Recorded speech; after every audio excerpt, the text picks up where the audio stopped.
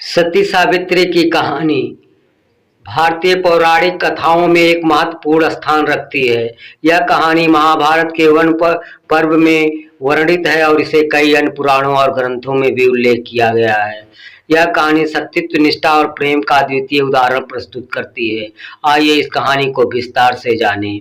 प्राचीन काल में मद्र देश के राजा अश्वपति और रानी मालवी ने संतानों की प्राप्ति के लिए भगवान सूर्य की तपस्या की। उनकी तपस्या से प्रसन्न होकर भगवान सूर्य ने उन्हें एक पुत्री का वरदान दिया। इसी पुत्री का नाम सावित्री रखा गया। सावित्री अत्यंत सुंदर, बुद्धिमान और गुणवान थी। जब वह विवाह योग्य हुई तो उसके लिए योग्य वर खोजना एक चुनौती बन गई। सावित्री ने स्वयं अपने लिए वर खोजने का निर्णय लिया और यात्रा पर निकली। अपनी यात्रा के दौरान उसने सत्यवान नामक एक युवक से मुलाकात की, जो एक वनवासी राजा का पुत्र था। सत्यवान अपने पिता के साथ वन में निवास कर रहा था, क्योंकि उसके पिता का राज्य छीन गया था। सावित्री ने सत्यवान को अपना पति चुन लिया और जब अपने पिता के पास लौट कर आई और यह समाचार दिया तो नारद मुनि ने उसे बताया कि सत्यवान 1 वर्ष के भीतर मर जाएगा। इसके बावजूद सावित्री अपने निर्णय पर अडिग रही और सत्यवान से विवाह कर लिया। विवाह के बाद सावित्री अपने पति और ससुर के साथ वन में रहने लगी। उसने अपने पति की सेवा और अपने ससुर की देखभाल में कोई कसर नहीं छोड़ी।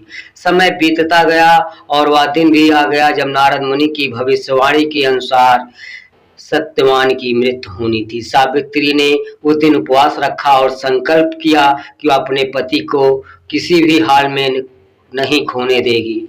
वह सत्यवान के पास साथ बन गई और वहां लकड़ी काटने का काम कर रही थी। अचानक सत्यवान को चक्कर आया और वह गिर पड़ा। सावित्री ने उसका सिर अपनी गोदी में रखा और उसकी मृत्यु का इंतजार करने लगी। जैसे ही सत्यवान की आत्मा उसके शरीर से निकलकर यमराज के साथ जाने लगी, सावित्री ने यमराज का पीछा करना शुरू कर दिया। यमराज ने सावित्री को समझाने की कोशिश की कि वह अपने पति की आत्मा को ले जा रहा और उसे वापस लौट जाना चाहिए, परंतु सावित्री ने यमराज से विनम्रता पूर्वक संवाद जारी रखा और उनकी हर बात का तार्किक उत्तर दिया।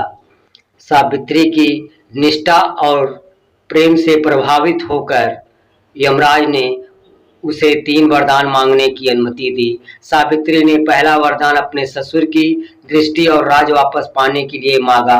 दूसरा वरदान अपने पिता के 100 पुत्रों की प्राप्ति के लिए मांगा और तीसरे वरदान में सत्यवान के साथ 100 पुत्रों की प्राप्ति की बात कही। यमराज ने तीनों वरदानों को स्वीकार कर लिया।